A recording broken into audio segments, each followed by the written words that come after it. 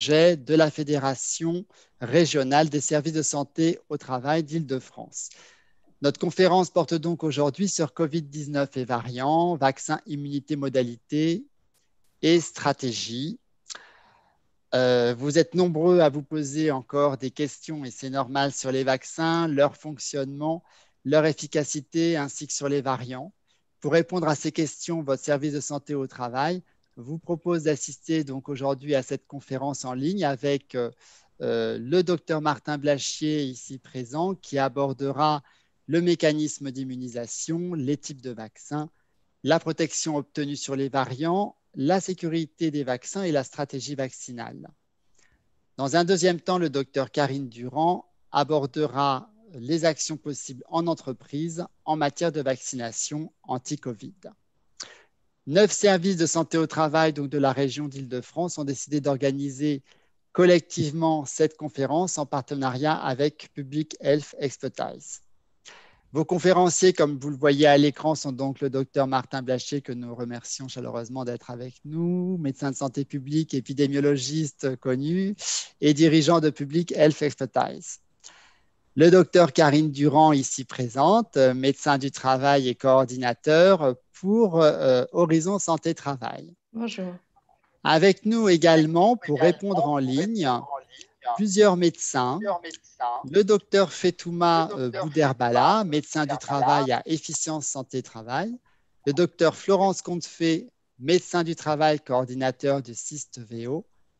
Les docteurs Patrick Lemay et François Pébret, médecins du travail au SIAMT. Vous voyez également à l'écran Madame Céline Roux, notre déléguée générale de la Fédération, qui pourra répondre aussi à certaines de vos questions. Pour répondre aux questions en ligne, vous avez donc un bouton Q et R. En cliquant sur ce bouton, vous pouvez inscrire votre question dans le cadre prévu à cet effet et cliquer sur Envoyer. Toute notre équipe, donc, je viens de citer les noms, en ligne, recevra cette question et vous répondrons. Madame Roux et moi-même, nous noterons quelques questions afin de les poser à la fin de cette conférence au docteur Blachier et au docteur Durand. Je vois que nous sommes maintenant très nombreux et donc je laisse la parole au docteur Martin Blachier pour cette première partie.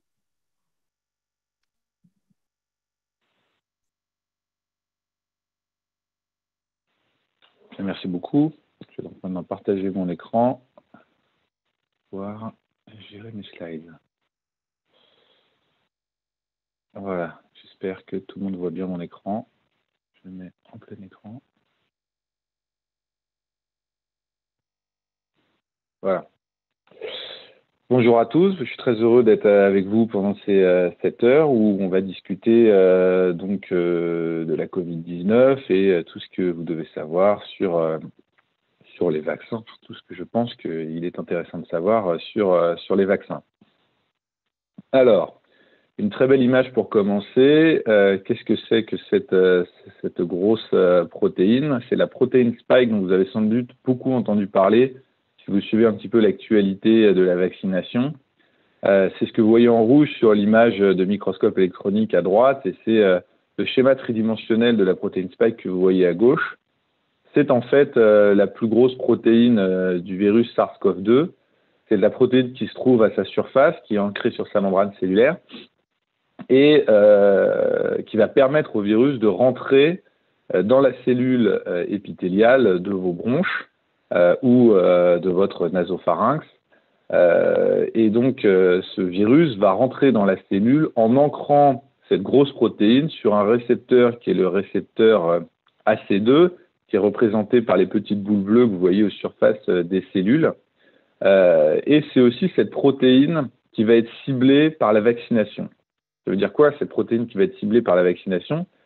C'est-à-dire que quand on va essayer d'alerter votre système immunitaire sur la présence du virus, sur le virus qu'il pourrait rencontrer si jamais elle était infectée, c'est le but de la vaccination, c'est d'alerter le système immunitaire le jour où le virus sera vraiment en contact de votre organisme. Et bien, c'est contre cette protéine qu'on va vous alerter.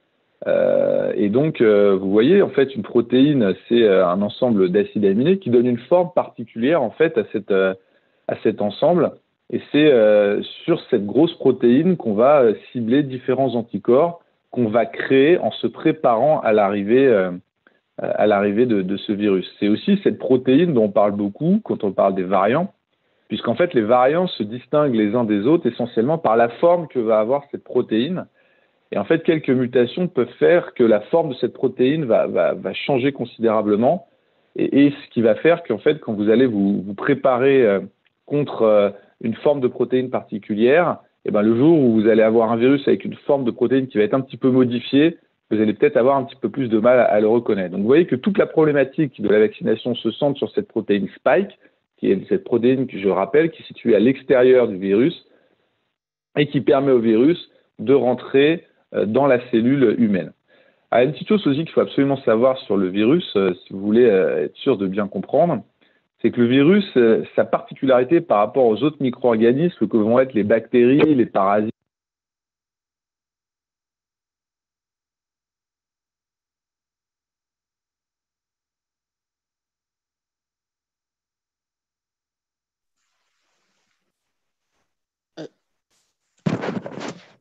Docteur Blachier, nous ne vous entendons plus.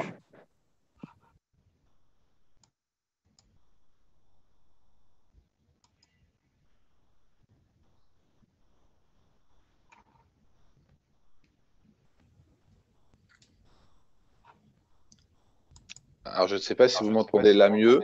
J'ai été éjecté de la conférence téléphonique. Non. Ah, bah, ça, c'est... On vous entend là. Oui, on vous Vous entend, m'entendez? docteur Blachier. D'accord. Oui, oui. J'ai bien été éjecté de la conférence, c'est ça, et vous m'avez donc perdu. Donc, je reviens. C'est mieux. Très bien. Alors, je sais pas où je m'étais arrêté. Je suis vraiment désolé. C'est le téléphone qui m'a éjecté. Donc, je m'étais arrêté j'étais en train de parler de cette grosse protéine spike qui est vraiment clé pour comprendre ce virus, puisque c'est ce que je veux dire. Je sais pas à quel endroit j'ai été coupé. J'ai peut-être parlé un peu longtemps. Mais donc, au risque de me répéter, donc c'est cette protéine qui est à la surface du virus, qui va permettre au virus de rentrer dans la cellule, qui va se fixer sur le récepteur que vous voyez en bleu. Et donc, c'est cette protéine avec laquelle on va stimuler le système immunitaire afin qu'il se prépare pour l'arrivée du virus. Donc, ce que je disais aussi, c'est que le virus, c'est quelque chose de très particulier par rapport aux autres micro-organismes qui existent, puisque c'est le seul micro-organisme qui ne peut pas vivre seul. C'est-à-dire que le virus a absolument besoin de vous pour pouvoir se multiplier. Il est totalement parasite dans le sens où il a besoin d'utiliser un certain nombre d'enzymes qui sont dans votre corps pour pouvoir se multiplier. C'est pour ça que l'essentiel de l'activité du virus, c'est de pouvoir rentrer dans vos cellules. Je vérifie que je suis toujours connecté. C'est de pouvoir rentrer dans vos cellules et de s'y multiplier. Donc, une des étapes clés, ça va être d'utiliser cette protéine spike pour rentrer dans la cellule, intégrer son matériel génétique dans votre organisme et pouvoir ainsi se multiplier. Je ne sais pas si vous l'avez entendu, mais ce que je disais également, c'est quand on parle de variant, c'est cette protéine spike qui va avoir une forme très différente d'un variant à un autre. Et c'est pour ça que quand votre système immunitaire se sera préparé en s'armant contre cette protéine spike a changé de forme, effectivement, le système immunitaire va moins bien la reconnaître, ce qui va faire que potentiellement vous pouvez avoir des réinfections, et c'est aussi ce qui va faire que potentiellement le vaccin que vous avez préparé pour un type de protéine spike sera peut-être moins efficace si vous avez un autre type de protéine spike qui arrive. Donc cette protéine est vraiment la clé. Tous les vaccins qui ont été faits sont des vaccins qui préparent le système immunitaire à s'armer contre cette protéine-là et pas contre une autre partie de la cellule. Et vous voyez que même sur un plan, j'ai envie de dire, de la morphologie, du phénotype du virus, c'est la protéine la plus grosse et une grosse partie du code génétique du virus va coder pour cette grosse protéine spike, je le rappelle, qui est la protéine d'accroche sur la cellule. Donc, un vaccin, c'est quoi l'objectif? Un vaccin, l'objectif, c'est de stimuler votre système immunitaire pour le préparer le jour où le vrai virus arrivera, qu'il soit prêt et qu'il puisse agir plus vite, plus fort, pour que le virus ne vous rende pas malade, globalement. Et donc, vous avez 4 grands mécanismes pour préparer un vaccin. Le premier mécanisme, et qui est le plus ancestral, c'est de prendre le virus, de le traiter soit par des radiations, soit par un traitement chimique, de le rendre inoffensif, de l'injecter à une personne. Et à ce moment-là, vous allez avoir le virus qui va rentrer dans la cellule, qui va être trop faible pour avoir une réplication extrêmement active, mais qui va être suffisamment actif pour finalement déclencher le système immunitaire, avoir cette cellule présentatrice d'antigènes qui va prendre un bout du virus, qui va aller le présenter au bras armé de la défense immunitaire, que sont les cellules B et les cellules T. Et à ce moment-là, vous aurez un bastion de cellules immunitaires qui seront prêtes le jour où le virus arrivera vraiment. Pour rappel, on a deux grands types de cellules immunitaires. On a les B et les T globalement. Les B, elles vont produire des anticorps qui sont des petits bouts de protéines qui vont aller se fixer sur l'agent pathogène, c'est-à-dire la bactérie ou le virus, et l'immobiliser, voire le tuer. Et ensuite, vous avez les cellules T qui sont des tueuses directes, qui sont des cellules qui vont aller tuer le virus directement en entrant en son contact. Et ces cellules-là, pour pouvoir être actives, elles ont besoin d'être programmées. Elles ont besoin qu'on leur dise quel est leur ennemi. Et quel est leur ennemi? Ça, c'est la cellule présentatrice d'antigènes, qui est la cellule un peu en forme d'étoile, qui est au centre de ce dessin, dont c'est le rôle. Donc, elle va prendre un bout du virus, elle va aller le présenter à ces deux bras armés de la défense immunitaire, qui sont les cellules B avec leurs anticorps et les cellules T, qui sont les tueuses directes. Et à ce moment-là, ces cellules-là vont être programmées et elles vont aller se promener partout dans le corps. Et dès qu'elles vont rencontrer le virus, elles vont l'attaquer, soit avec des anticorps pour les cellules B, soit directement avec les cellules T. Et donc, pour préprogrammer des cellules comme celle-ci, le jour où le virus arriverait, et ben à ce moment-là, on est obligé de vacciner pour que cette petite programmation puisse se faire. Comme je vous le disais, ça se fait soit par un virus qui est inactivé, qui est la version la plus ancestrale des vaccins, mais depuis, on a développé des formes un petit peu plus technologiques, un petit peu plus avancées, dont vous avez sans doute entendu parler. Alors, le numéro 4, qui est ce qui est écrit en orange, qui sont les vaccins à base de protéines, pour l'instant, on n'en a pas de connus qui ont été développés dans la Covid. L'idée, c'est au lieu d'injecter la totalité du virus qui a été traité, on injecte une toute petite partie du virus, c'est-à-dire en fait comme une espèce de brique, c'est-à-dire de protéines qui constituent le virus, ce qui suffit à la cellule présentatrice d'antigènes à programmer ces cellules tueuses de virus. Et les deux familles de vaccins dont vous avez beaucoup entendu parler, ce sont les vaccins ARN et les vaccins à vecteurs viraux, puisqu'il y en a déjà qui sont utilisés dans la Covid-19 de ce type. Alors, les vaccins ARN, globalement, alors, pour comprendre ce que c'est qu'un vaccin ARN, je suis obligé d'un petit peu vous expliquer comment est composé le virus. Le virus, c'est finalement une coque de protéines, donc imaginez comme une espèce de coque de protection. Et la seule chose qu'il y a à l'intérieur, c'est un petit bout d'ARN qui est le programme génétique du virus. Le virus, avec sa protéine spike que je vous ai montré tout à l'heure, va rentrer dans la cellule et son objectif, ça va être de créer des nouveaux virus. Donc, ce petit brin d'ARN, il va utiliser la machinerie de vos cellules à vous pour pouvoir le répliquer, pour pouvoir recréer de la petite coque et pour pouvoir créer des bébés virus qui vont être largués dans l'organisme, qui vont réinfecter des cellules, avec son petit brin d'ARN, recréer des bébés virus, c'est une réaction en chaîne qui va se faire comme ça. Et ben, quand le vaccin ARN existe, en fait, on va prendre le petit brin d'ARN de façon artificielle, la manière dont on va créer le vaccin, c'est-à-dire qu'on va prendre le petit brin ARN du coronavirus, on va le mettre dans une petite enveloppe lipidique et on va l'injecter directement au corps. Donc, ce n'est pas du virus, c'est juste le brin ARN.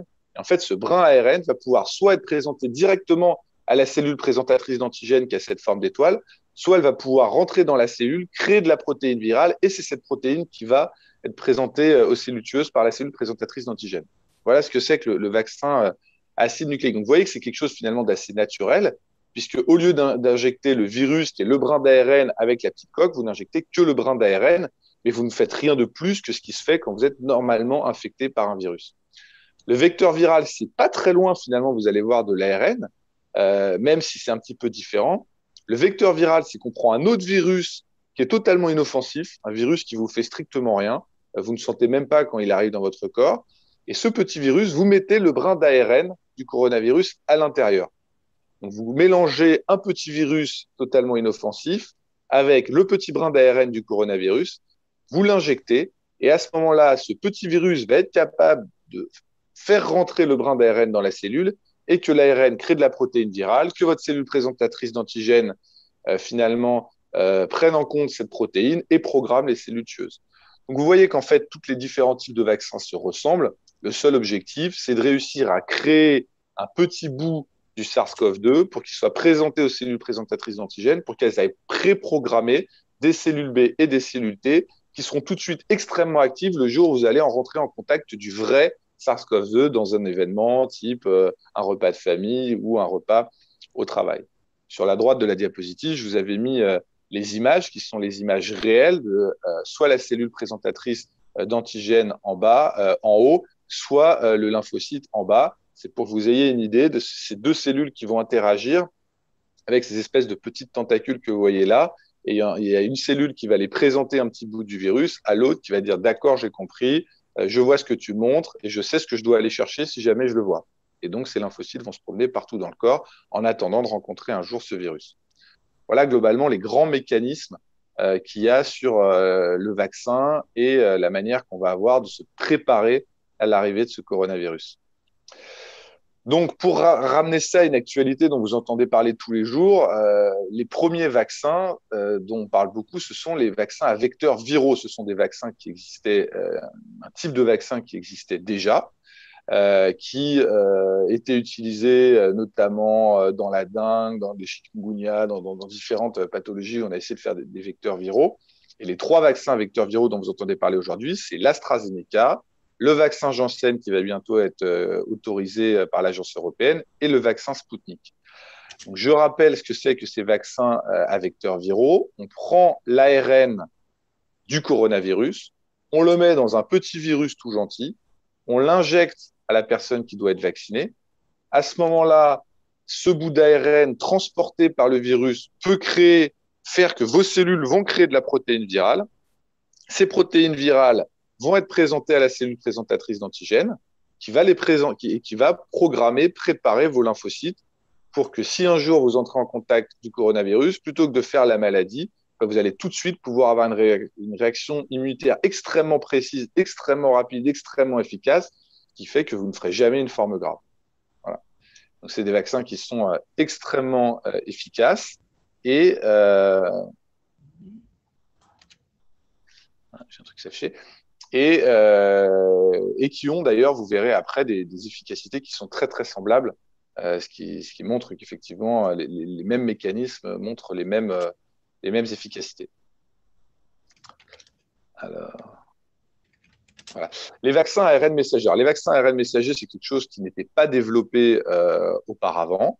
Ce sont des vaccins nouveaux qui ont pu exister grâce à des nouvelles techniques de biologie moléculaire qui ont été développées ces dernières années, qui permettent d'avoir des interventions extrêmement précises sur le matériel génétique et être capable en laboratoire de créer des brins d'ARN très spécifiques en coupant à certains endroits le matériel génétique. Donc, disons que c'est une innovation qui a été rendue possible par les ciseaux moléculaires, qui finalement est une des grandes révolutions de la science de ces dernières années, pour laquelle une prix Nobel française a d'ailleurs été nommée. Qu'est-ce qui se passe donc, comme je vous disais, pour les vaccins ARN messagers? Là, c'est plus un brin d'ARN qu'on met dans un petit virus inoffensif. On va injecter le brin d'ARN viral dans une petite capsule lipidique pour le stabiliser. Comprenez qu'en gros, on injecte directement l'ARN avec quelques protéines pour que l'ARN se réplique un petit peu plus vite. À ce moment-là, on injecte directement cet ARN chez les personnes. Nos cellules vont être capables de capter cet ARN, de faire que cet ARN va produire de la protéine virale. Cette protéine virale sera transmise à la cellule présentatrice d'antigènes, qui pourra à ce moment-là programmer les lymphocytes B et les lymphocytes T, et notre organisme sera donc prêt le jour où il rencontrera ce coronavirus pour l'attaquer extrêmement fort. Notez que ce qui est intéressant avec les vaccins ARN messagers, c'est que l'ARN peut directement être utilisé par la cellule présentatrice d'antigènes pour programmer les lymphocytes B et les lymphocytes T. Donc, c'est un vaccin qui va fonctionner par deux mécanismes. Soit il va être directement présenté par la cellule présentatrice d'antigènes en tant qu'ARN messager pour programmer les deux types de lymphocytes, soit ça va passer par de la transcription de protéines, par de la création de protéines dans la cellule. Ces protéines seront présentées à cette cellule présentatrice d'antigènes, ce qui permettra de programmer les lymphocytes B et les lymphocytes T. Donc, ces deux vaccins-là, vous les connaissez très bien. C'est le vaccin Pfizer et les vaccins Moderna qui ont montré des efficacités tout à fait similaires avec des résultats d'efficacité très importants. Et finalement, vous verrez dans les diapositives que je présente après, qui sont équivalents aux vecteurs viraux. Et là, vous vous dites assez naturellement que finalement, entre le vaccin à ARN messager et le vaccin à vecteur viral, il y a certes des différences, mais finalement, on est quand même assez proche dans le mécanisme. Le matériel de base, c'est l'ARN du SARS-CoV-2. Soit on utilise un petit virus, soit on injecte directement l'ARN messager. Cet ARN permet de créer de la protéine virale qui va être fournie à la cellule présentatrice d'antigènes, qui va utiliser cette petite signature protéique du SARS-CoV-2 pour programmer nos petits lymphocytes qui ensuite vont se balader dans notre corps en permanence et être prêts à dégainer quand le virus arrivera en contact de notre organisme. Donc ça, je trouvais ça extrêmement intéressant de vous montrer ça. C'était pour que vous ayez une idée globalement de l'efficacité des vaccins qu'on a, donc que ce soit le Moderna, le Pfizer, le Sputnik, mais c'est exactement la même efficacité qui vient d'être montrée pour l'AstraZeneca dans cette étude écossaise que je vous montrerai un petit peu plus tard. Ce sont des efficacités qui sont du même niveau que les efficacités des vaccins que vous injectez à vos enfants, que vous avez vous-même reçus dans votre jeune temps, que sont la rubéole, la rougeole et la polio. Donc, ce sont des vaccins extrêmement efficaces, quasiment à 100% d'efficacité. Ces efficacités, ce sont les efficacités sur les formes graves du virus. Donc, globalement, avec tous les vaccins dont on parle aujourd'hui, vous êtes protégé quasiment à 100%, soit d'aller à l'hôpital, soit de faire une forme sévère de la COVID-19.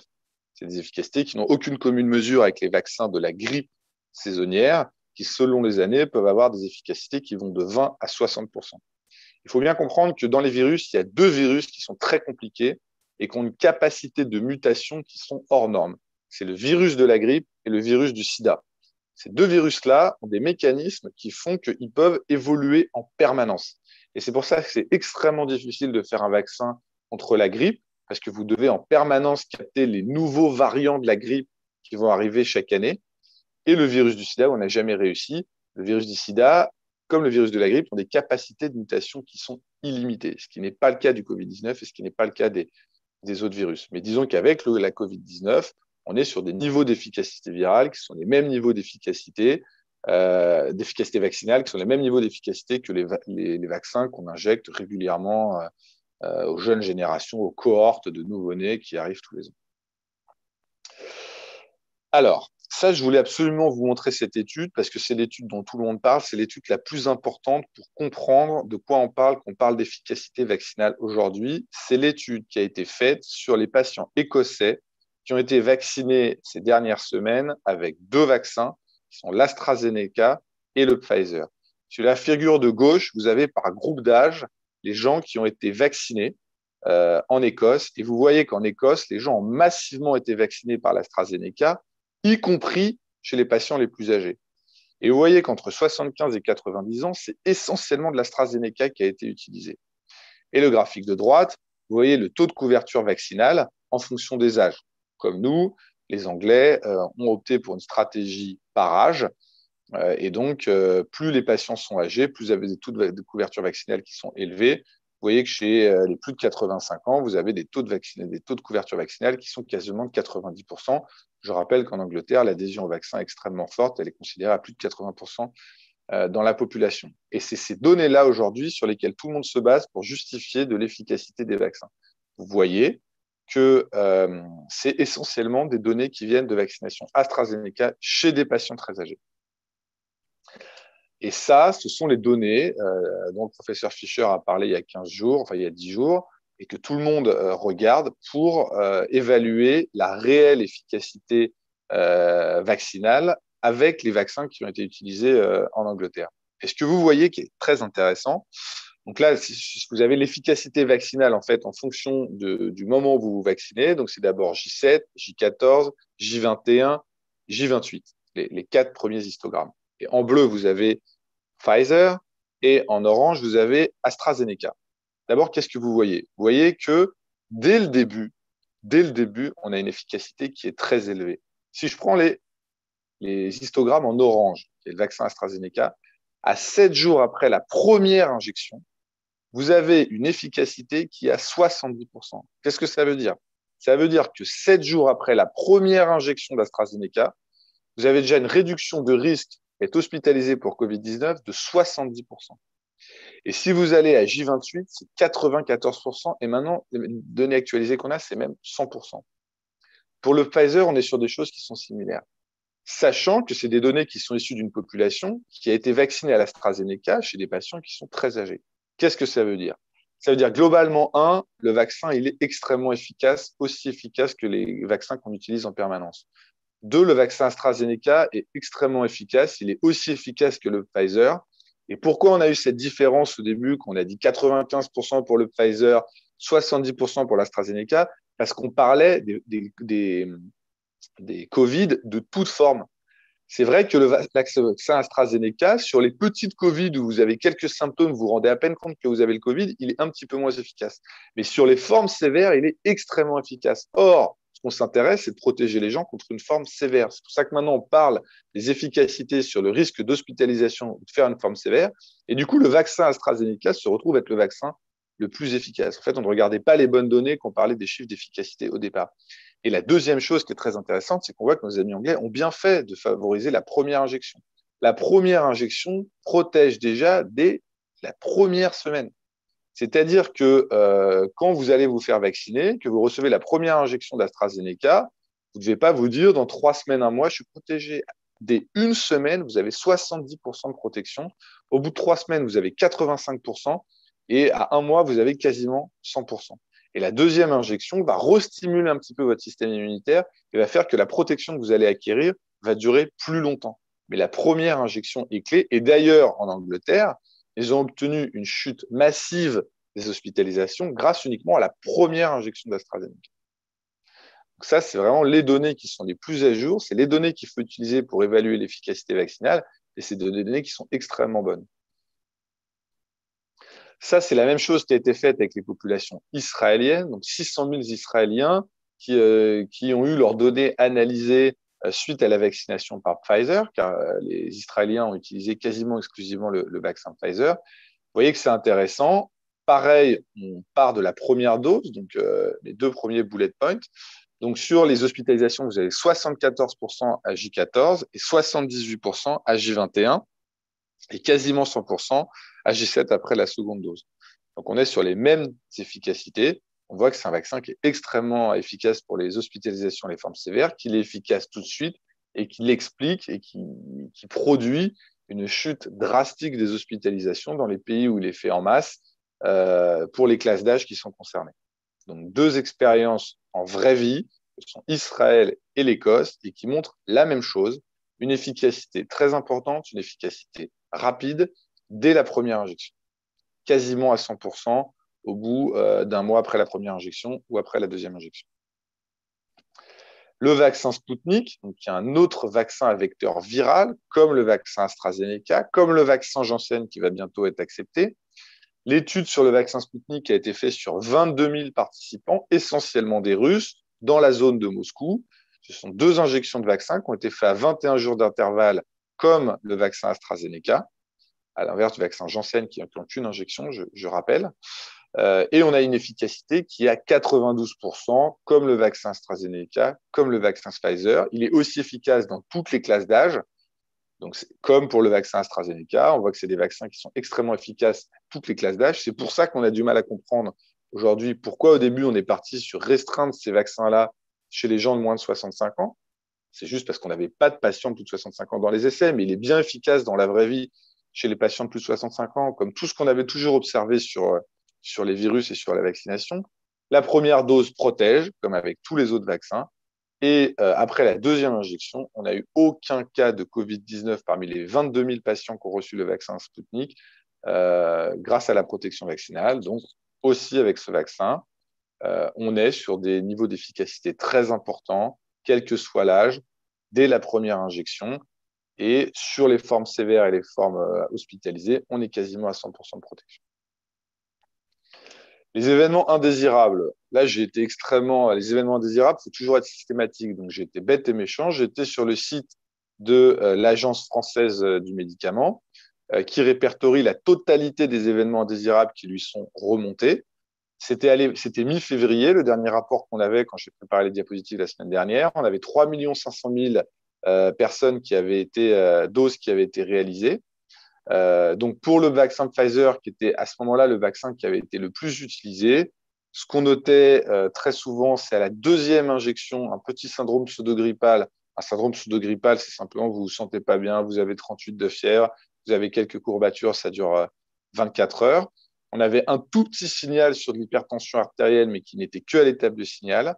On a eu quelques paralysies faciales, ça vous en aviez entendu parler au tout début du vaccin Pfizer. Effectivement, il y a quelques cas de paralysie faciale qui ont été rapportés, mais de façon extrêmement rare.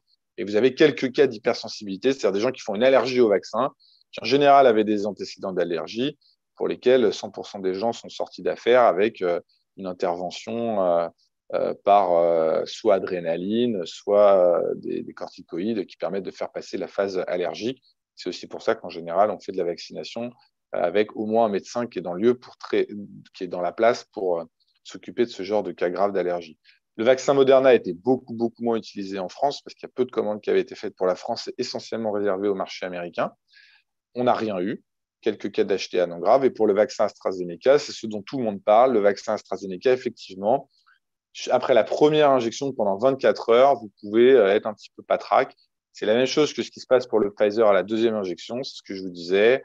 Vous ne vous sentez pas très bien, vous êtes un peu fatigué pendant 24 heures, vous prenez un Doliprane et après, c'est terminé. Donc voilà pour les effets indésirables. Et là, ce que je vous montre, c'est la totalité du rapport qui a été publié. J'ai regardé tous les rapports. Il n'y a rien de plus qui sort sur l'événement indésirable des vaccins faits par l'Agence française du médicament via le système de remontée des événements indésirables. Classique. Ce n'est pas un système particulier au vaccin, c'est quelque chose qui fait pour tous les médicaments. Donc les variants. Alors, vous avez beaucoup entendu parler des variants, variant anglais, variant sud-africain, variant brésilien. Qu'en est-il des vaccins? Comme je vous le disais, un variant, c'est finalement une mutation qui va apparaître sur la séquence d'ARN dont on a déjà parlé du virus, et ce qui fait que cette grosse protéine Spike, qui est cette espèce de champignon à la surface du virus qui va permettre au virus de rentrer dans la cellule, va changer un petit peu de forme. Et comme quand vous vaccinez, en fait, vous allez principalement préparer des anticorps à une réponse dirigée contre cette protéine Spike, si la protéine Spike change un petit peu de forme, bah finalement, la préparation que vous avez faite peut être un petit peu moins efficace parce que cette protéine a changé de forme.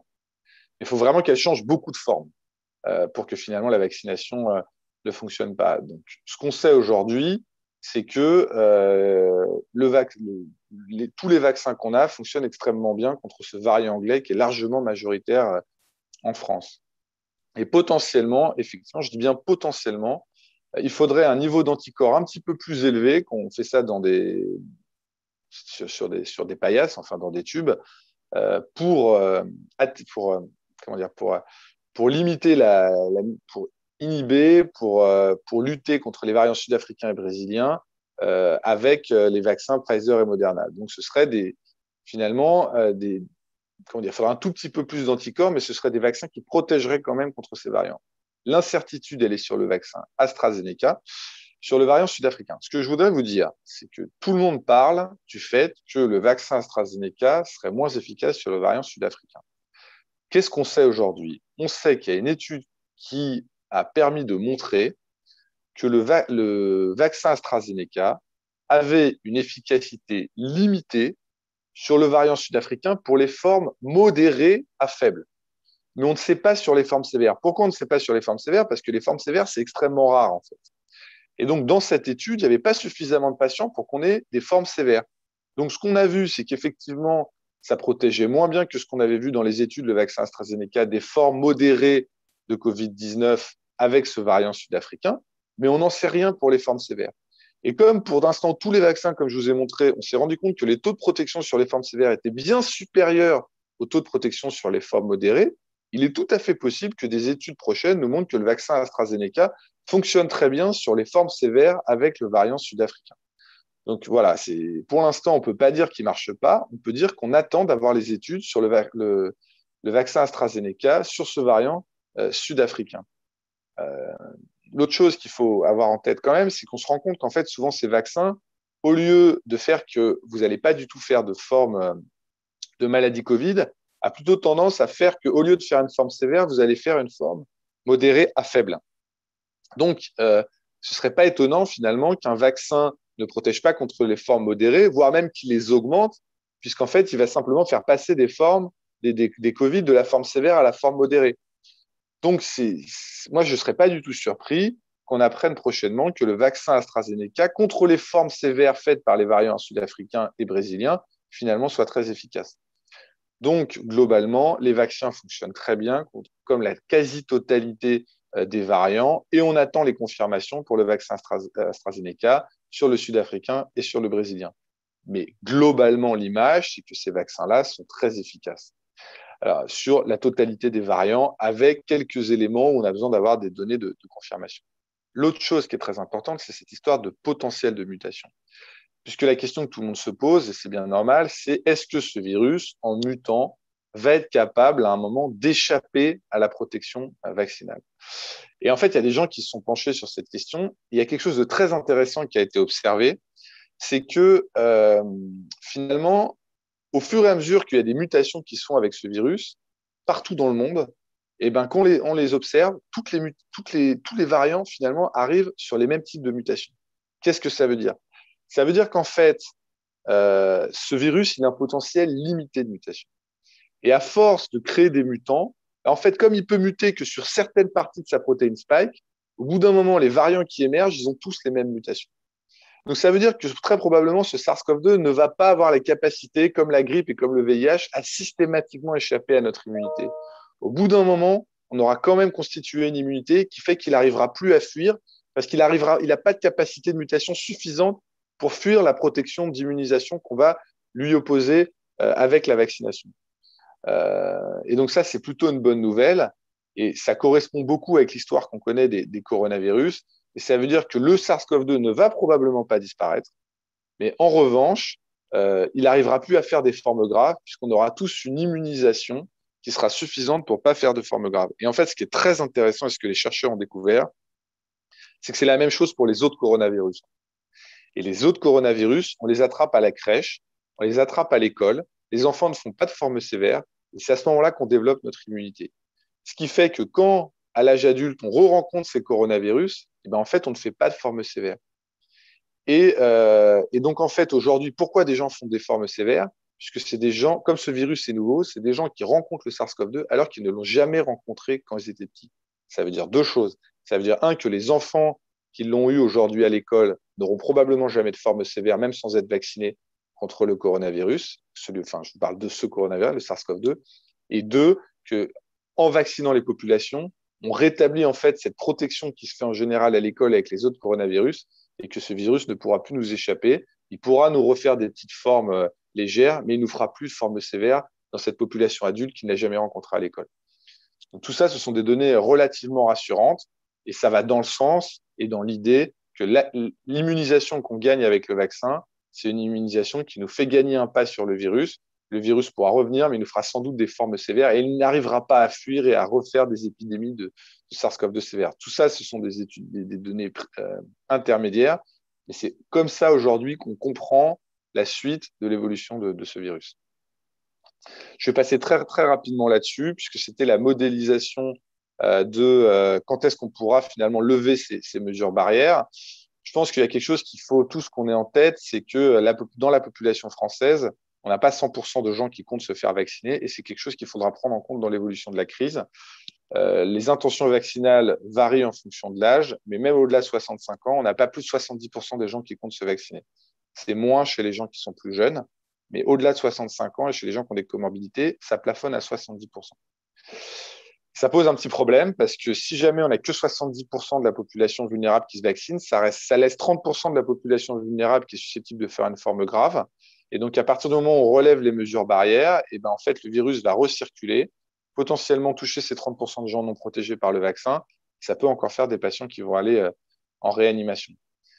Donc, il faut qu'il y ait quand même suffisamment de gens qui soient vaccinés. Donc, quand on avait fait une étude en travaillant sur les scénarios de levée des mesures barrières, je voulais juste vous donner cette donnée qui était assez intéressante, qui était ressortie de l'étude.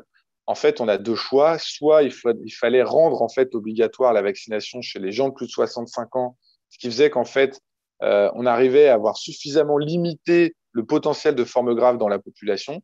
Et pour compenser le fait qu'il y a quand même 30% des gens de plus de 65 ans probablement qui ne se vaccineront pas, il va falloir vacciner jusqu'à 45 ans.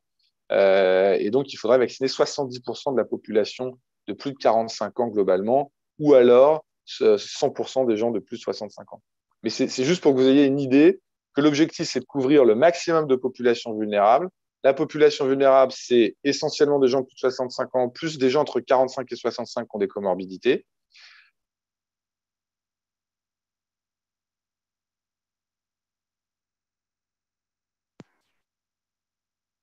Docteur Blachier, votre micro est de nouveau coupé.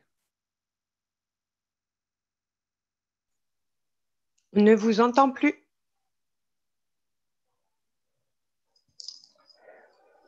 Je pense qu'elle est discutable et c'est pas ça qui va faire qu'on pourra nécessairement lever les mesures barrières. D'autant, comme je vous l'ai dit, que c'est des vaccinations qui protègent essentiellement contre les formes sévères et qui ne sont pas forcément des vaccinations qui limitent énormément la transmission du virus. En tout cas, ça reste à prouver. Donc ça, c'était les courbes. Je vous avais mis les courbes qui sont les simulations de l'INCA qui avaient permis de dire qu'il fallait d'abord vacciner les personnes les plus âgées.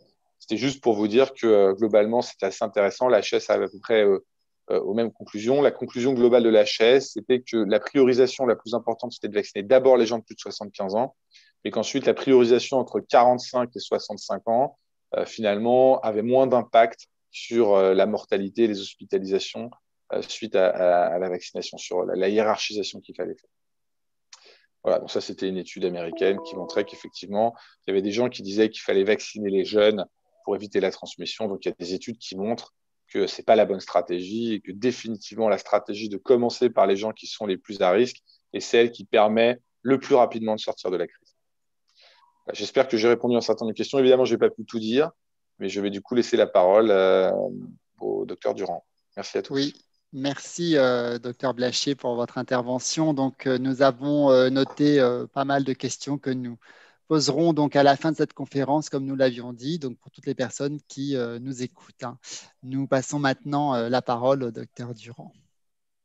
Bonjour à tous. Merci beaucoup pour cette invitation. Vous m'entendez bien? Oui, on vous entend, docteur Durand. Alors, tout d'abord, je tiens à remercier docteur Blachier pour sa présentation qui nous a beaucoup éclairé effectivement sur les vaccins, sur leur efficacité et puis sur cette notion de variant. Mais je dois avouer que j'ai apprécié la démonstration de l'étude écossaise qui va me permettre un petit peu de détailler pourquoi l'éligibilité de la population pour la vaccination s'est étendue au fur et à mesure des connaissances et des recommandations de la Haute Autorité de Santé à travers les études et entre autres la dernière, donc l'étude écossaise qui a élargi l'AstraZeneca donc, aux plus de 65 ans et maintenant on a bien compris le pourquoi. Alors, avant de rentrer dans le vif du sujet qui est l'implication des services de santé au travail en entreprise dans cette campagne vaccinale contre le SARS-CoV-2, je vous propose un petit retour en arrière, un retour en arrière d'un an et je vais évoquer la date du 11 février 2020 où l'OMS a désigné le SARS-CoV-2 comme responsable de la COVID-19. Et on est rentré dans cette période pandémique de la Covid. C'était il y a un an. Peut-être qu'on ne s'attendait pas effectivement à retrouver la nécessité de faire un webinaire un an après sur cette période d'urgence sanitaire. Mais nous nous sommes retrouvés à une position d'exposition à un agent biologique qui, je vous le rappelle, a été classé groupe 3 au niveau de la classification d'agents biologiques à travers la directive européenne 2020-739 de la Commission européenne et qui a été transposée et qu'on retrouve aujourd'hui dans l'arrêté du 18 décembre 2020. Dès lors, face à cette émergence du SARS-CoV-2 et de la présence de la COVID-19, eh bien, nous sommes rentrés dans la lumière de ce qu'est l'exposition à un agent biologique et on est vraiment rentré, le monde est entré dans une culture de prévention. Alors souvent on dit que la France a plutôt une notion de culture de réparation. Je me souviens d'ailleurs du plan santé-travail qui avait été établi en 2016, le PST 2016-2020, dont les axes prioritaires étaient et entre eux de miser sur la prévention primaire. Eh bien, cette pandémie nous a fait rentrer tous dans cette culture de prévention. Et les services de santé au travail Non, je veux bien revenir sur le slide d'avant, pardon. Merci beaucoup. Et les services de santé au travail, dès cette période du premier confinement 2020, est entré dans ces 4 missions avec l'accompagnement et le conseil des employeurs et des salariés par le relais des messages de prévention. Entre autres, je vous rappelle les fiches métiers, par exemple. Nous avons aidé les entreprises adhérentes à travers l'évaluation des risques, permettre l'application du protocole sanitaire des entreprises qui évolue encore aujourd'hui au fur et à mesure du temps et au fur et à mesure des connaissances du SARS-CoV-2 et de son mode de transmission. Et puis, le suivi de santé des salariés qui était très spécifique au niveau de la vulnérabilité, au niveau de l'accompagnement des salariés qui travaillaient dans ce qu'on appelait à l'époque les services, les secteurs professionnels indispensables à la nation, essentiels à la nation. C'était comme ça qu'on les interpellait au moment du confinement, et entre autres les établissements médico-sociaux dont s'occupent certains services de santé au travail. Alors, vous connaissez certainement cette particularité de la prévention. La prévention, ça se présente en 3 strates, la prévention primaire, secondaire et tertiaire. Et dans cette stratégie de lutte contre l'épidémie au sein du monde du travail face au SARS-CoV-2, eh bien, les services de santé au travail interentreprises ont répondu à travers les 3 strates de la prévention.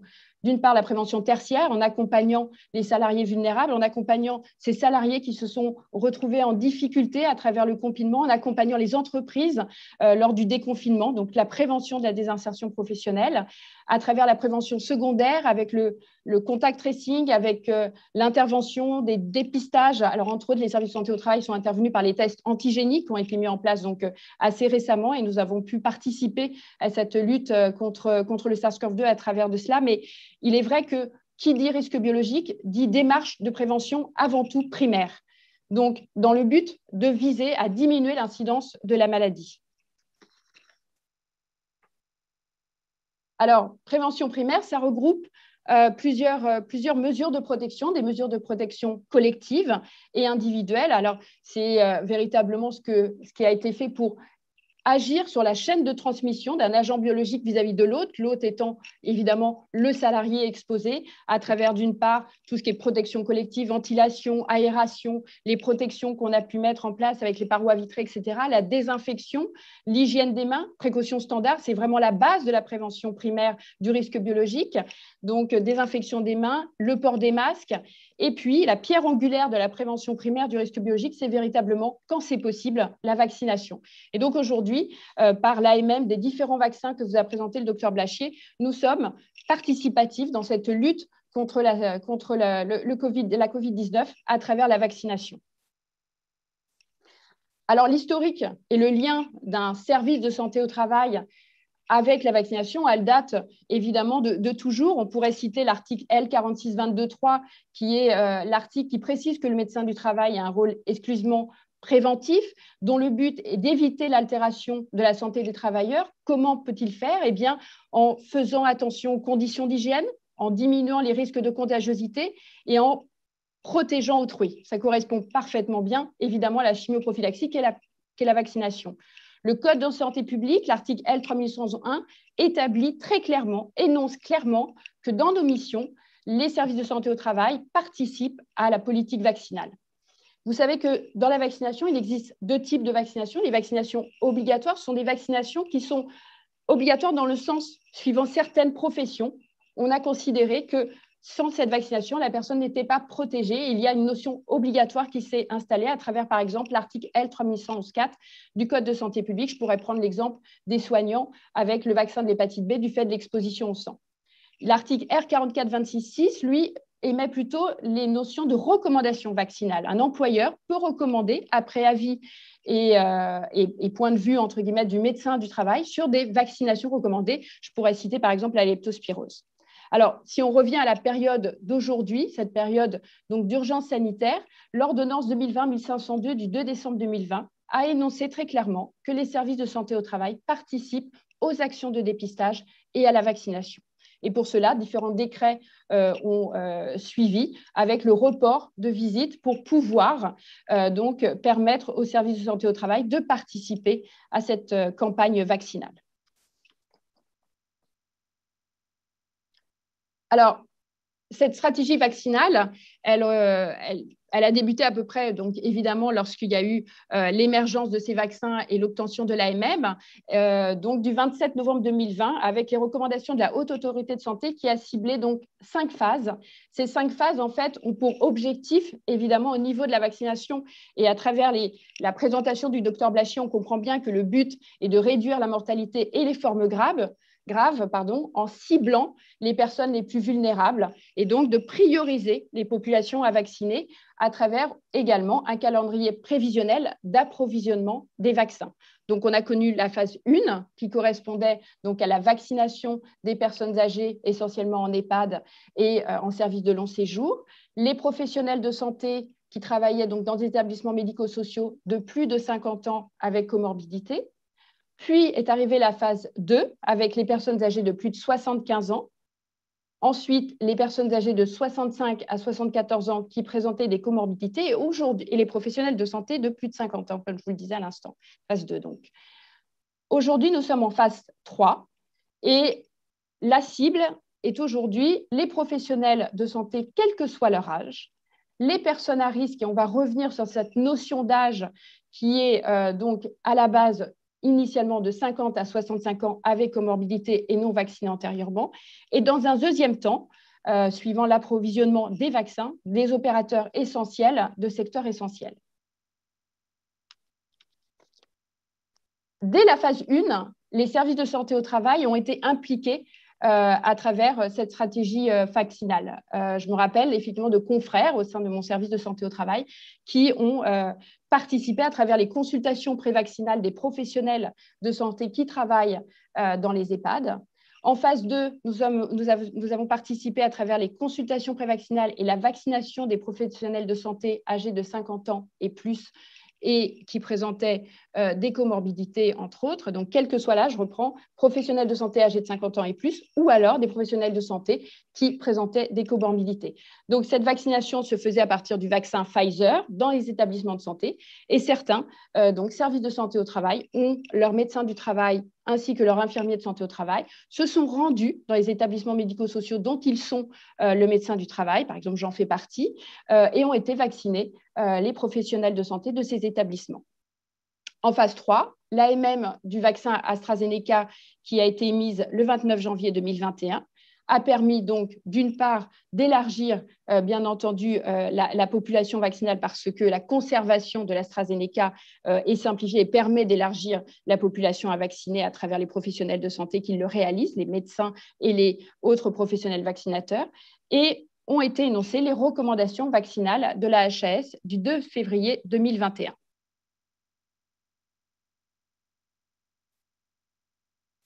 Donc, si vous comprenez bien, phase 3, c'était donc la phase actuelle qui correspond aux personnes à risque du fait de leur âge ou de leur comorbidité, les professionnels du secteur de la santé et du médico-social, quel que soit leur âge, et dans un deuxième temps, les professionnels des secteurs essentiels. Cette évolution donc, de stratégie vaccinale, elle est évidemment pour les services de santé au travail nécessaire qu'elle soit suivie régulièrement et on comprend bien qu'elle évolue au fur et à mesure des connaissances et des résultats des études émises à travers le temps. Alors, pour entrer dans le vif du sujet, l'action réellement des services de santé au travail dans cette campagne vaccinale, elle date du 16 février 2021, où nous avons reçu une note de la Direction générale du travail qui a énoncé un protocole pour la vaccination par les médecins du travail avec le vaccin AstraZeneca, donc qui tenait compte des recommandations de la Haute Autorité de Santé du 2 février 2021 et qui était mise en application à partir du 25 février 2021. Alors, lorsqu'on voit ces dates, 16 février 2021, la note, application le 25 février 2021, et quand vous reprenez mon premier slide qui expose les actions des services de santé au travail dès le début de la pandémie, on comprend bien qu'il a fallu qu'on s'organise parce que nous continuons donc a bien entendu accompagné les entreprises et les salariés dans cette lutte contre l'épidémie. Nous continuons à faire notre suivi de santé auprès, entre autres, des salariés vulnérables, mais aussi on se retrouve aujourd'hui dans une période où des personnes ont eu le Covid et vont reprendre le travail ou ont repris le travail, qui présentent les symptômes de ce qu'on appelle le Covid long. Donc, la reprise du travail n'est pas toujours facile. Il faut s'adapter à la reprise du travail. Et puis, je pourrais effectivement évoquer les modes de travail qui ont complètement été bousculés véritablement par cette période. Donc, l'organisation pour mettre en place ce protocole pour la vaccination donc, se fait au fur et à mesure du temps. Et aujourd'hui, je pense qu'on peut dire que les services de santé au travail sont prêts pour réaliser cette vaccination pour leur population salariale. Alors, qui sont les salariés concernés par cette vaccination à travers donc leur service de santé au travail pour nos entreprises adhérentes? Alors, évidemment, ce sont tous les salariés de nos entreprises adhérentes qui sont ciblés par cette fameuse phase 3. Si je reprends la note de la Direction générale du travail du 16 février 2021, mais on verra donc qu'elle s'est étendue, évidemment, cette population ciblée à travers les dernières études que nous a exposées, entre autres, Dr Blachier sur l'étude écossaise et l'étendue des plus de 65 ans. Donc, les salariés qui sont ciblés, d'autre part, des salariés volontaires, et c'est un des points clés, évidemment, de cette campagne vaccinale. C'est une campagne où le salarié est volontaire, il a le libre choix du médecin vaccinateur, médecin du travail, médecin traitant, et c'est lui qui fait la démarche explicite de se faire vacciner par le médecin du travail. Donc, on va voir que ce protocole, évidemment, doit respecter l'essence même du secret médical pour pouvoir être réalisé correctement. Alors, vous avez bien entendu donc, cette population ciblée qui était donc ceux qui étaient âgés de 50 à 64 ans, qui présentaient une ou plusieurs comorbidités.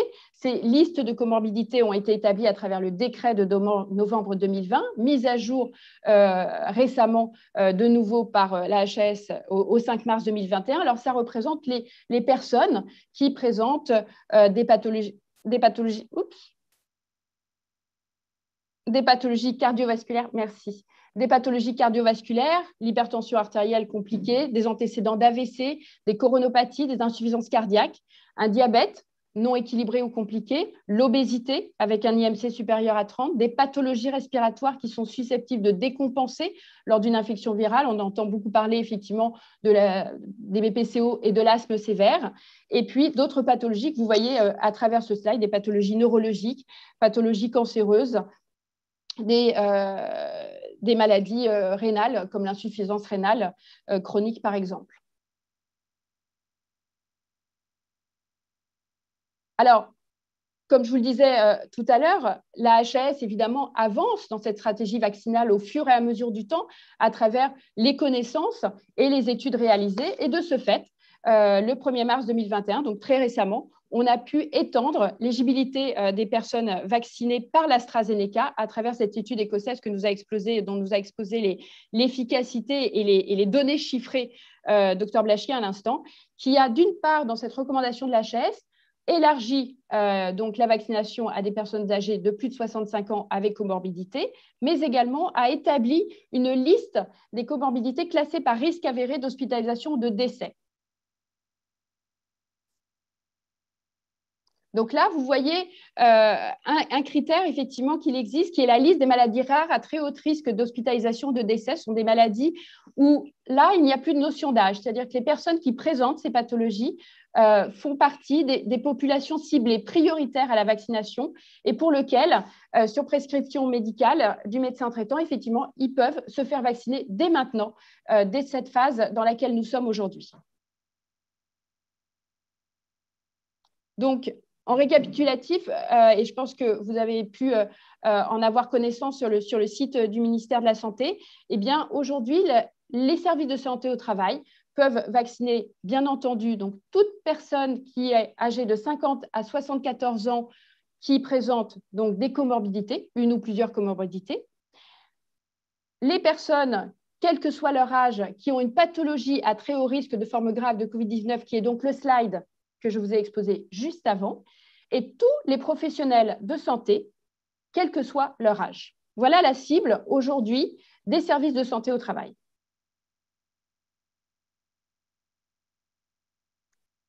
Donc, pour en venir maintenant un petit peu à l'organisation de cette campagne vaccinale par les services de santé au travail et donc auprès de vos salariés et auprès des salariés donc des entreprises adhérentes, il y a certains points qui me semblent essentiels pour bien comprendre. Cela correspond donc à des salariés qui répondent à des critères ciblés que je viens de vous exposer. D'autre part, nécessité absolue de confidentialité et respect du secret médical. Donc pour cela, c'est au salarié lui-même de prendre rendez-vous. C'est-à-dire qu'en fait, comment ça s'est passé? Les services de santé au travail ont transmis l'information auprès des entreprises adhérentes qu'ils étaient maintenant prêts pour la vaccination au sein de leurs locaux, au sein des locaux des services de santé au travail, parce que vous doutez bien que pour respecter la confidentialité, il est assez compliqué de vacciner sur le lieu du travail. Alors, une entreprise peut être affiliée à un service autonome et là, évidemment, il faut s'adapter et je pense que c'est bien entendu important de pouvoir réaliser cette vaccination malgré tout sur les lieux de travail si ce n'est pas possible autrement et donc si on est un service autonome parce qu'il y a de toute manière une confidentialité et le respect du secret médical qui est établi par le service autonome de santé au travail. Dans les services de santé au travail inter-entreprise, il me semble qu'il paraît plus facile, effectivement, que ce soit dans les locaux du service de santé au travail pour cette notion de respect du secret médical. Donc, les services de santé au travail ont communiqué aux entreprises qu'elles étaient donc disponibles et prêtes à la vaccination. Ces employeurs, ces entreprises doivent à ce moment-là transmettre l'information auprès de leurs salariés. Et le salarié est libre de nous contacter avec, alors différents systèmes se sont mis en place, téléphone, mail, pour prendre rendez-vous auprès de leur service de santé au travail et se rendre au service pour se faire vacciner. Donc, il n'y a pas de convocation adressée à l'employeur comme on peut connaître à travers certaines visites obligatoires, comme la visite de reprise, la visite d'embauche, etc. Il n'y a pas de convocation adressée à l'employeur parce que sinon, le secret médical serait levé et la confidentialité ne serait pas respectée. Donc, salarié volontaire avec un libre choix du médecin vaccinateur et un consentement éclairé du salarié. Je vais y revenir juste après. Alors, le consentement éclairé du salarié, qu'est-ce que ça veut dire? Ça vient tout simplement de l'article R4627-35 du Code de santé publique qui dit que le médecin, lorsqu'il apporte un soin, il se doit de donner une information loyale, claire et appropriée à son patient et donc nous, en tant que médecin du travail, à notre salarié. Ce consentement éclairé du salarié, eh bien, dans le cadre de la vaccination, c'est d'expliquer aux salariés ce qu'est le vaccin. Donc, vaccin AstraZeneca, vaccin à vecteur viral recombinant. Ses bénéfices-risques, son efficacité avec les taux que nous a montré par exemple le Dr Blachier effectivement sur l'AstraZeneca.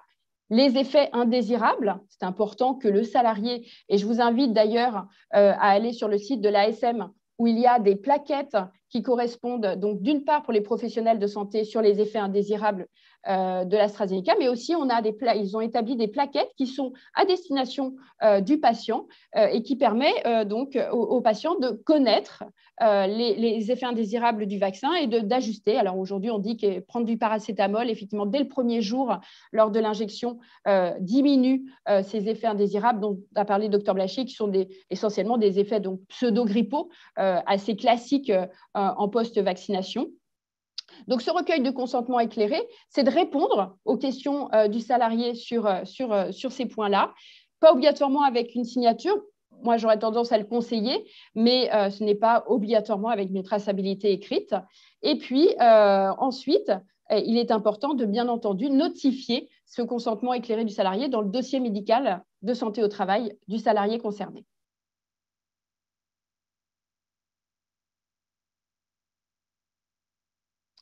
Alors, une des questions aussi qui revient souvent au niveau de l'organisation de cette campagne vaccinale, c'est qui prend en charge cette campagne vaccinale? Eh bien, comme vous le savez, cette vaccination contre la COVID-19 est gratuite. Les vaccins sont fournis par l'État et le coût pour nos entreprises adhérentes est compris dans la cotisation annuelle.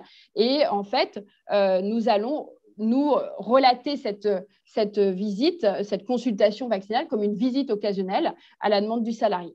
Donc, ça restera confidentiel, évidemment, et il n'y a pas de coût supplémentaire. La prise en charge de la responsabilité de la vaccination, aujourd'hui, il a été établi clairement par donc le Conseil de l'Ordre à travers le ministère de la Santé que l'ensemble des accidents médicaux post-vaccinaux seront pris en charge par l'ONIAM, qui est l'Office national d'indemnisation des accidents médicaux. Et toutefois, il faut effectivement mettre quand même un petit bémol, qui est notifié d'ailleurs par la MACSF, qui précise bien que toute vaccination, donc cette vaccination est prise en charge en cas d'accident par l'ONIAM, sauf s'il y a une problématique de stockage des vaccins, sauf s'il y a un défaut d'injection du vaccin, sauf s'il y a un défaut de consentement éclairé du salarié par le professionnel de santé. Et c'est pour ça que j'insiste dessus sur les slides précédents.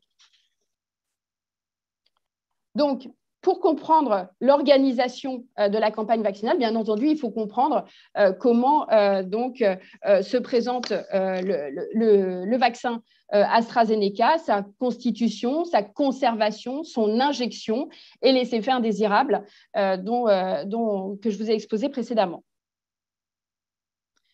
Donc, quelles sont les modalités du vaccin AstraZeneca à connaître pour les services de santé au travail? C'est donc un vaccin à vecteur viral recombinant. Je ne vais pas rentrer de nouveau dans réellement la constitution de ce vaccin et comment il fonctionne. On a bien compris qu'il agissait donc par la protéine spike, etc., du coraux. Mais ce qui est important à comprendre, c'est qu'il se présente sous forme d'un flacon qui comprend 10 doses de 0,5 millilitres.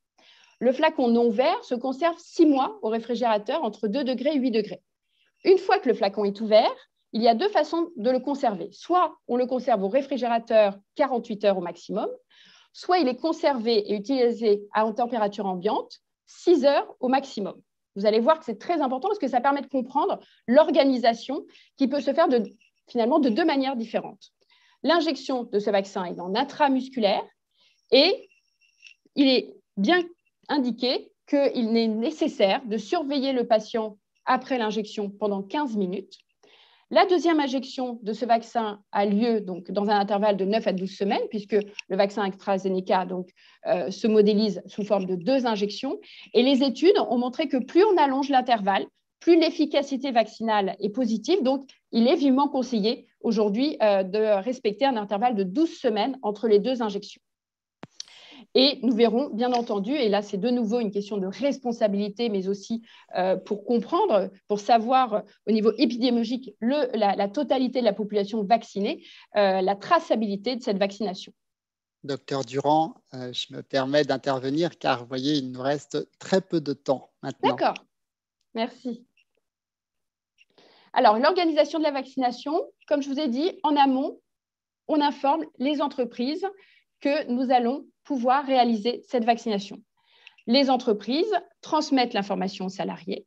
Le salarié prend rendez-vous donc auprès du service de santé au travail à travers souvent donc un mail ou une hotline spécifique. On vérifie l'éligibilité de la vaccination, donc qu'il correspond bien à la population ciblée pour la vaccination. Le consentement éclairé. On répond donc à toutes ces questions. Au niveau des démarches, donc si besoin, si le salarié doit justifier son absence, eh bien, il le justifie auprès de l'employeur en précisant simplement qu'il doit se rendre à la médecine du travail sans motif supplémentaire. Le service de santé au travail, quant à lui, doit s'assurer d'une part des moyens humains, c'est-à-dire d'avoir les médecins volontaires à la vaccination, les infirmiers de santé au travail qui participent également à cette campagne vaccinale, s'assurer d'avoir établi tous les documents nécessaires à cette campagne. Ensuite, le médecin doit s'inscrire auprès de la pharmacie d'officine pour obtenir donc, les vaccins AstraZeneca la semaine suivante. Donc, c'est tout un protocole, à vous dire vrai. Donc, le médecin s'inscrit en donnant son numéro RPPS et en établissant une prescription qui est vraiment intitulée prescription pour la pratique professionnelle d'un flacon, par exemple, de 10 doses. Donc, on est à ce moment-là inscrit dans une télédéclaration auprès de la pharmacie. Et ensuite, on doit planifier nos rendez-vous, puisque comme vous avez compris, puisqu'un flacon donc, contient 10 doses, on doit planifier 10 rendez-vous et nous avons 6 heures donc, pour vacciner. Si on a considéré qu'on prenait le flacon donc, avec conservation à température ambiante, c'est-à-dire qu'on va chercher le vaccin, le flacon de l'AstraZeneca, par exemple, si on prend un flacon à la pharmacie le matin, on a 6 heures pour faire les 10 injections. Sinon, si on a un réfrigérateur qui est donc effectivement opérationnel avec un calibrage et qu'on peut vérifier pour pas qu'il y ait rupture de la chaîne du froid entre 2 degrés et 8 degrés, on peut garder donc, ce flacon vert pendant 48 heures et établir donc, de ce fait évidemment les 10 injections en 48 heures.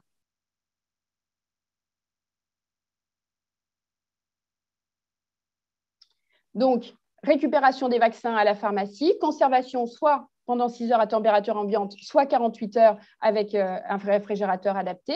La consultation prévaccinale avec une consultation et un questionnaire prévaccinal qui tient compte évidemment des antécédents, de l'éligibilité, des contre-indications, entre autres de l'allergie à l'un des excipients, si on a eu le Covid ou pas, si on est enceinte ou pas, s'il y a allaitement ou pas. Il y a certains, évidemment, si on a un traitement anticoagulant ou pas. Il y a des questions indispensables dans ce questionnaire prévaccinal, le consentement éclairé, l'enregistrement et la traçabilité de la vaccination dont je vais vous parler tout de suite. Donc, la traçabilité des vaccins, elle se fait par un système de téléservice du suivi de la vaccination contre le Covid qui se trouve sur le site Amélie, à l'adresse qui est exposée. Elle nécessite que le professionnel de santé soit enregistré à travers la carte CPS. En fait, on appelle ça aujourd'hui la carte ICPS. C'est une carte en fait, qui est matérialisée sur une appli, l'appli ICPS qu'on trouve sur nos portables. On s'identifie ainsi de manière matérialisée, ce qui va nous permettre de rentrer dans ce site et de pouvoir tracer la vaccination que l'on réalise pour le salarié. Donc là, c'est l'exposition évidemment des effets indésirables comme je vous ai décrite. Et puis au cas où, cette surveillance des 15 minutes, elle est faite au cas où il y a un effet secondaire, entre autres, de manifestation d'anaphylaxie par le salarié qui vient d'être vacciné, qui peut donc nécessiter des soins immédiats ou dans les 15 minutes. Donc ça peut être donc jusqu'à un choc anaphylactique et la nécessité d'avoir un certain traitement qui est évidemment nécessaire et que nous avons au sein de nos services de santé au travail. Voilà, donc en clair, j'espère qu'on aura les vaccins. Parce que évidemment l'approvisionnement est un peu complexe. Vous avez compris qu'aller chercher, commander les vaccins d'une semaine sur l'autre nécessite toute une préparation, mais j'aurais tendance à dire qu'il faut qu'on participe bien entendu à cette campagne vaccinale pour pouvoir sortir de ce marasme sanitaire et économique dans lequel on se trouve. Merci, docteur Durand, pour votre intervention donc, très intéressante. En effet, on espère bien tous sortir de cette crise sanitaire et le message est passé. Je ne vous entends plus. Ah, est-ce que vous m'entendez? Oui. Voilà. Et voilà, donc nous revenons donc aussi avec le docteur Martin Blachier, car le temps, malheureusement, est déjà un peu dépassé. Donc, nous allons quand même poser quelques questions, principalement au docteur Blachier, docteur Durand, car la plupart des questions qui concernent la vaccination entreprise ont été répondues en ligne grâce à notre équipe de médecins du travail. Docteur Blachier, on nous demande quelle est la durée de la protection vaccinale. C'est une bonne question. On n'en sait rien, puisqu'évidemment, on n'a que le recul qu'on a depuis le tout début des études. Pour l'instant, le recul qu'on a, ça tient.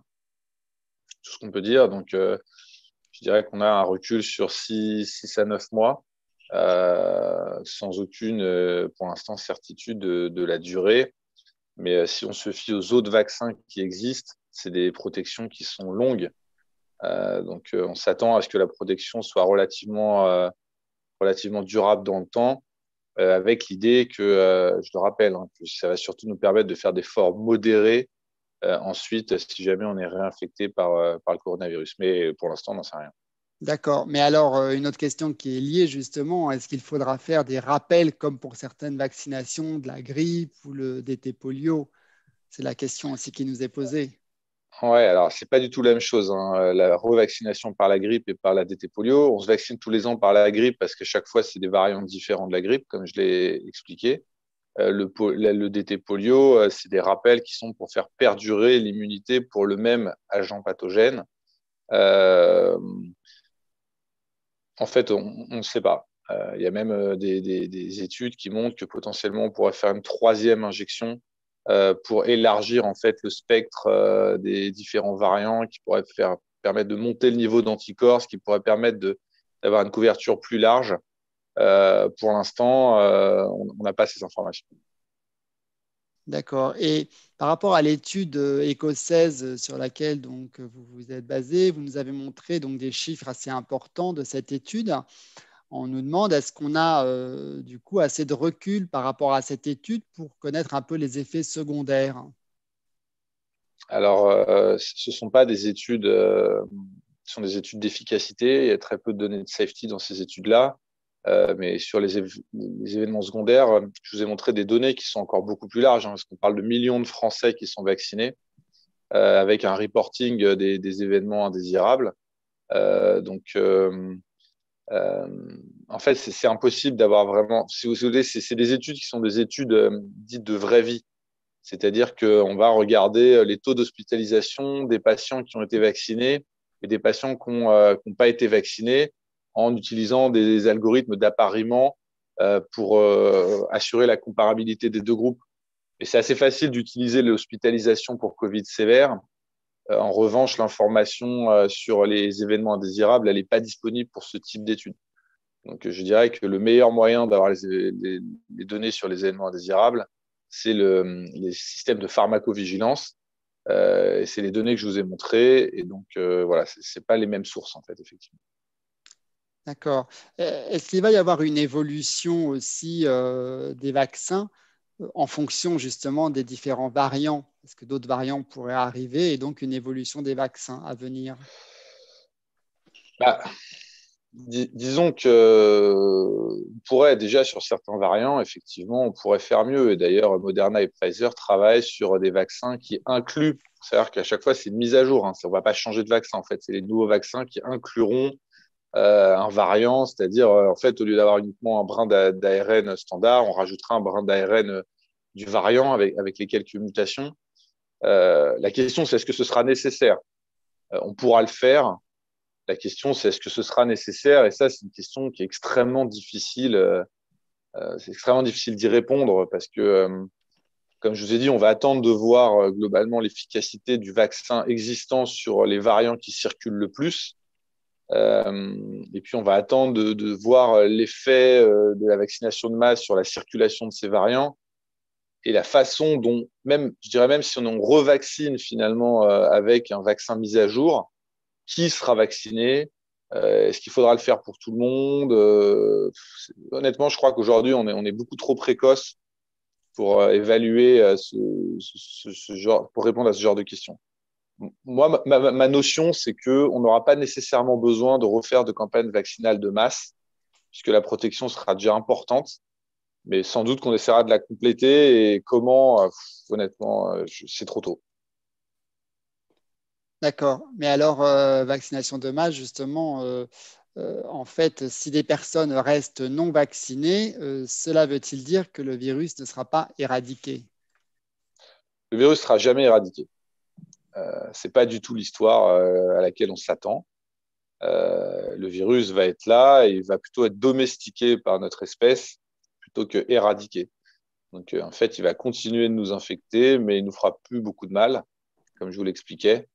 C'est plutôt ça la théorie majeure, avec très probablement pas un phénomène de variant à répétition qui va durer très longtemps. Donc, non, on n'éradiquera pas le SARS-CoV-2. D'accord. Merci. Éventuellement, j'avais aussi une question ou deux pour le docteur Durand. On nous a demandé est-ce que les infirmières en crèche peuvent être vaccinées par les services de santé au travail? Alors, comme je l'ai dit, tous les professionnels de santé, quel que soit leur âge, peuvent être vaccinés aujourd'hui d'après la stratégie vaccinale établie par la HAS. Et donc, bien entendu, les services de santé au travail peuvent vacciner, je vois dans les questions, les auxiliaires de vie Oui. dans les services d'aide à domicile font partie aussi des professionnels de santé, donc médecins, infirmiers, aides-soignantes, AMP, auxiliaires de vie, toute cette population-là qui n'a pas pu encore être vaccinée, effectivement, je les invite à bien entendu se faire vacciner auprès de leur service de santé au travail, bien entendu. Tout à fait. On nous a aussi demandé comment justifier de sa comorbidité entre 50 et 64 ans. Bien, il y a la liste. Enfin, c'est un peu Oui. compliqué d'exprimer ça parce que c'est comme ça. Les médecins ont les dossiers médicaux aussi. Voilà. En fait, en santé au travail, comme on reçoit les salariés de nos entreprises, nous avons, alors en amont, il y a donc un dossier médical. On demande bien entendu aux salariés parce que la plupart du temps, il ne sera peut-être pas vacciné par le médecin du travail qu'il est habituellement, parce que vous doutez bien que ça ne va pas être obligatoirement comme ça que ça va se passer. Donc, on demandera au salarié s'il est d'accord pour qu'on consulte son dossier médical en santé au travail, ou alors où on fera un interrogatoire comme on peut faire lorsqu'on reçoit un nouveau salarié pour être certain qu'il est effectivement qui répond aux critères d'éligibilité pour l'instant, parce qu'en phase 4 ou 5, ça sera effectivement, j'espère, tous les salariés sans notion de comorbidité. Voilà. Nous avons une question, docteur Blachier. On nous parle de l'étude du docteur italien qui a mis un virus de la COVID-19 dans un milieu avec des anticorps.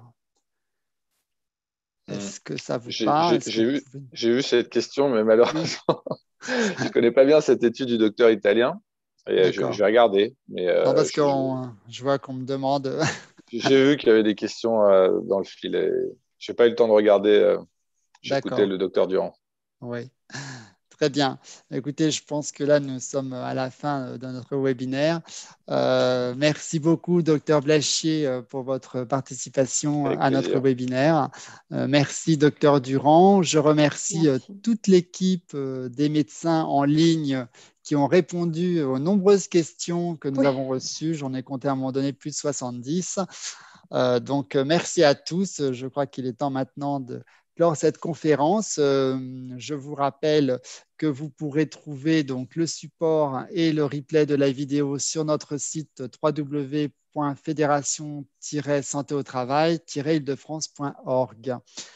Vous pouvez aussi poser toutes les questions que vous avez auprès de vos services de santé au travail et de vos médecins référents. Merci à vous tous de nous avoir écoutés et je vous souhaite une très bonne fin de journée à toutes et à tous. Merci, au revoir. Merci beaucoup. Bonne soirée. Au revoir. Et allez vous faire vacciner. Oui.